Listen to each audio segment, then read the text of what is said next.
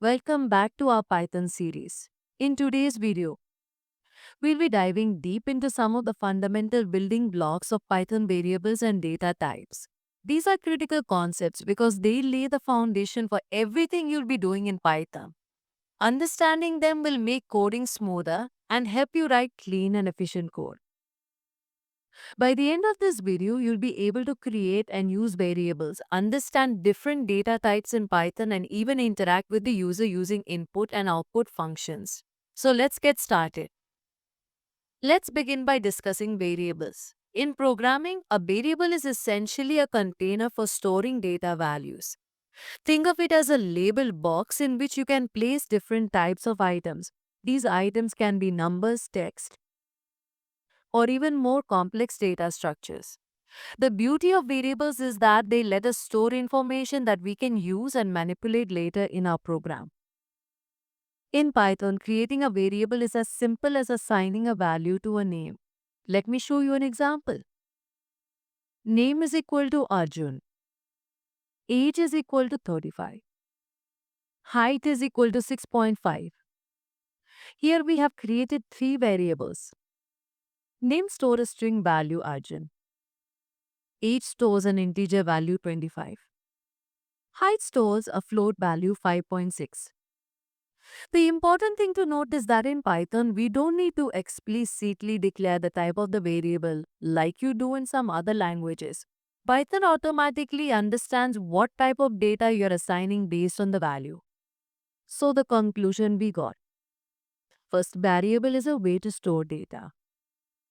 Second, you assign values using equal to sign. Third, Python automatically detects the data type based on the value you assign. Now that we've seen how to create variables, let's explore some common data types in Python. Python has several built-in data types, but for now we'll focus on four fundamental ones. First is integers.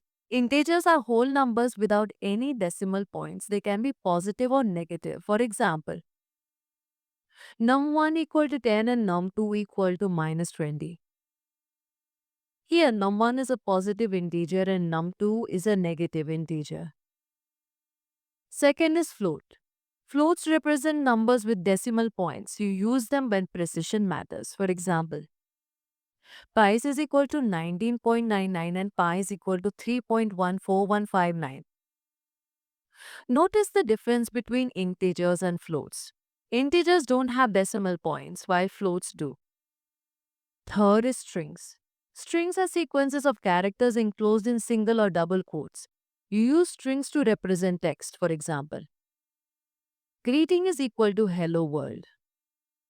In this case, the variable greeting stores a string value. Strings can contain letters, numbers, and even symbols. Fourth is Boolean. Booleans are special data types that represent two values, true or false. These are useful in decision making where a condition is either true or false. Here's an example. Is raining equal to true and is sunny equal to false? When you're working with variables, it's important to know what kind of data you're dealing with because different operations can be applied to different types. Now, let's take a closer look at assigning values to variables in Python. As we saw earlier, assigning a value is as simple as using the equal to sign. Let me show you a few more examples to reinforce this. User name equal to John Doe. User age equal to 30. User balance equal to 100.75 and is active equal to true. In the above code, we assign username to a string, user age to an integer, user balance to a float and is active to a boolean.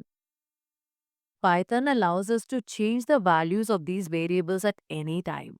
For instance, user age equal to 31 and user balance equal to user balance minus 50.25. Now, user age has been updated to 31 and we have reduced user balance by 50.25, updating its value accordingly. This flexibility is one of Python's strengths. You can manipulate these variables in any way you want depending on the logic of your program. Next, talk about input and output in Python. This is how we interact with the user, either by showing information or by taking input from them. Let's start with the print function. This is the simplest way to display information to the user. For example, print welcome to Python programming. This will output the text welcome to Python programming to the screen. But what if we want to get input from the user? That's where the input function comes in. The input function allows us to take user input as a string. Here's an example. Name equal to input what is your name. Print hello with the variable name and exclamation mark. When you run this code, Python will ask the user to input their name. Whatever they type will be stored in the name variable, and then we use print to greet them by name. Let's walk through another example where we ask the user for their age and calculate how old they will be in 5 years. Age equal to input how old are you. Age in 5 years equal to int age plus 5. Print in 5 years you will be plus variable string age in 5 years plus years old. In this example, first we take the user's age as input. Then we convert the input, which is a string, to an integer using int function. And after that we add 5 to their current age. And then we finally print the result, converting the integer back to a string using string function for display. It's important to remember that input always returns the value as a string. So we often need to convert it using functions like int or float to do calculations. Alright, let's quickly recap what we have covered today. First, we learned what variables are and how to use them to store data. Second, we learned about different data types in Python, including integers, floats, strings, and booleans. And after that, we learned how to assign values to variables. And in last, we learned about how to interact with users using print and input functions. In the next video, we'll dive even deeper into working with operators and basics of arithmetic, the backbone of making decisions in Python programs. But before that, take some time to practice creating variables, experimenting with different data types, and interacting with the user using input and output functions. This hands-on experience will help solidify the concepts we covered today. Thanks for watching, and if you found this helpful, don't forget to like and subscribe for more Python tutorials.